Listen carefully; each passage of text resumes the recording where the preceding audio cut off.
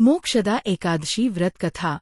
नमस्कार मित्रों, आप सभी का स्वागत है इस दिव्य और पावन कथा में। आज हम सुनने जा रहे हैं मोक्षदा एकादशी की चमत्कारी कथा।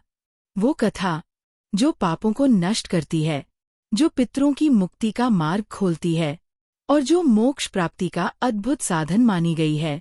कहा गया है, एकादशी व्रत करने वाला व्यक्ति 100 यज्ञ करने वाले से भी श्रेष्ठ होता है, क्योंकि जहाँ यज्ञ से स्वर्ग मिलता है, वहीं एकादशी व्रत से मोक्ष मिलता है।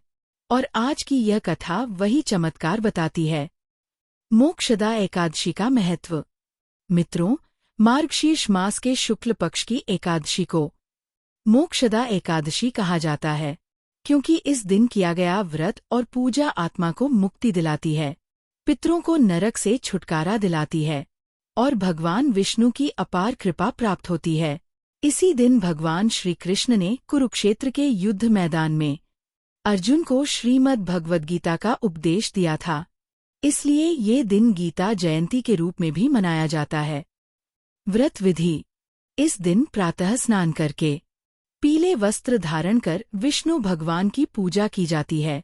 तुलसी दल, दीप, धूप, पुष्प, पंचामृत, फल और भोग अर्पित किया जाता है और दिन भर निर्जल या फलाहार का नियम रखा जाता है। रात्रि में जागरण और भगवद गीता पाठ का विशेष महत्व है और द्वादशी को दान पुण्य के साथ व्रत समाप्त किया जाता है। मोक्षदा एकादशी की चमत्कारी कथा। बहुत समय पहले की बात है।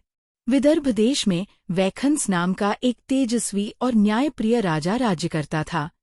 उसका राज्य समृद्ध था, जनता खुश थी, प्रजा राजा को अपना पिता मानती थी। राजा स्वयं भी अत्यंत धर्मात्मा, सत्यवादी और दयालु था। लेकिन एक दिन प्रातःकाल राजा ने एक भयानक स्वप्न देखा। उसने देखा कि उसके पिताश्री भयंकर कष्ट झेल रहे हैं, नरक की भीषण अग्नि में जल रहे हैं और अत्यंत पीड़ा में चिल्ला रहे हैं। पिता की वेदना देखकर राजा की नींद टूट गई। उसका हृदय दुख से भर उठा, आंखों से आंसू बहने लगे। राजा ने सोचा, मैंने जीवन में कभी अधर्म नहीं किया, मेरे पिता परम दयालु और सत्यवादी थे, तो फिर वे नरक में क्यों दुख भोग रहे हैं। उसने तुरंत अपने मंत्रियों और पुरोहितों को बुलाया और पूछा, बताइए, ऐसा कौन सा पाप हुआ है जिसके कारण मेरे पिता ऐसी यातना झेल रहे हैं। लेकिन कोई उत्तर न दे सका। सब मौन खड़े रहे। आखिरकार दरबार में एक ज्ञानी ब्राह्मण ने कहा, हे राजन, इस संसार में कई रहस्य ऐसे हैं जिनका ज्ञान केवल ऋषि मुनियों को होता है।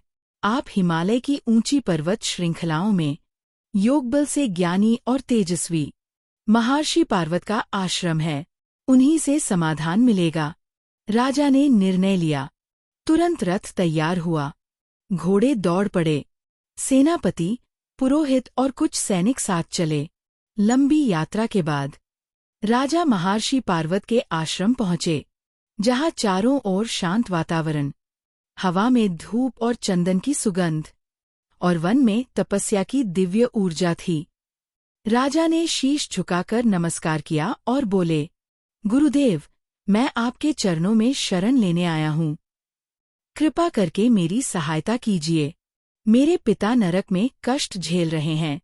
कृपया बताइए कि उनका उद्धार कैसे हो। महर्षि ने ध्यान लगाया। उनकी दिव्य दृष्टि से सब कारण स्पष्ट हो गया। वे बोले, राजन, आपके पिता ने पिछले जन्म में अज्ञानवश एक ब्राह्मण का अपमान किया था। उसी पाप का फल उन्हें अभी भोगना पड़ रहा है। राजा दुखी हो गया और बोला, हे गुरुदेव, क्या कोई उपाय है जिससे मैं अपने पिता को नरक से मुक्त कर सकूं। महर्षि मुस्कुराए और बोले, हाँ राजन, उपाय है। आने वाली मार्गशीर्ष शुक्ल एकादशी, जिसे मोक्षदा एकादशी कहते हैं, उस दिन आप सच्चे भाव से भगवान श्रीहरि विष्णु का व्रत और पूजन कीजिए और उस व्रत का पुण्य अपने पिता को समर्पित कीजिए। आपके पिता अवश्य ही मुक्ति पाएंगे। राजा के हृदय में आशा की किरण जाग उठी। वे नम्रता से बोले, गुरुदेव, मैं अवश्य ऐसा ही करूंगा। चमत्कारिक परिणाम। कुछ दिनों बाद मोक्षदा एकादशी आई। राजा व्रत के नियमों का पालन करते हुए भगवान विष्णु का पूजन करने लगे। रात्रि भर भजन, कीर्तन और जागरण किया गया। अगली सुबह द्वादशी तिथि पर राजा ने दान पुण्य किया और हाथ जोड़कर प्रार्थना की, हे प्रभु, यदि मेरे व्रत में कोई भी सत्य, भक्ति, निष्ठा और पुण्य है तो कृपया उसे मेरे पिता को समर्पित करें और उन्हें मुक्ति दें। जैसे ही प्रार्थना समाप्त हुई, आकाश से दिव्य प्रकाश प्रकट हुआ। दिव्य स्वर गूंजा, राजन, तुम्हारा व्रत सफल हुआ। तुम्हारे पिता को स्वर्ग लोक की प्राप्ति हो गई है। और तभी राजा के सामने उनके पिता दिव्य स्वरूप में प्रकट हुए। मुस्कुराते हुए बोले, पुत्र, तुम्हारा धन्यवाद। तुम्हारे प्रेम और भक्ति ने मुझे भयानक नरक से मुक्त कर दिया। ईश्वर तुम्हारी सभी मनोकामनाएं पूर्ण करें। राजा की आंखों में आंसू थे, पर यह आंसू अब दुख के नहीं, आनंद, भक्ति और गर्व के थे। जनता ने जय जयकार की, राजा वैखंस की जय हो। भजन गूंजने लगे और पूरे राज्य में उत्सव का माहौल था। कथा का संदेश। इस कथा से हमें ये शिक्षा मिलती है, भक्ति और सच्चे मन से किया गया व्रत कर्मों का फल बदल सकता है।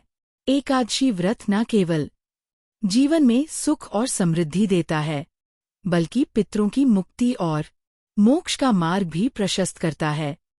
मित्रों, अगर आप भी श्रद्धा, भक्ति और सच्चे भाव से मोक्षदा एकादशी व्रत करें, तो भगवान विष्णु निश्चित ही आपकी सभी इच्छाएं पूरी करेंगे और आपके परिवार, आपके पितरों और आपकी आत्मा को शांति, सुख और मोक्ष प्रदान करेंगे।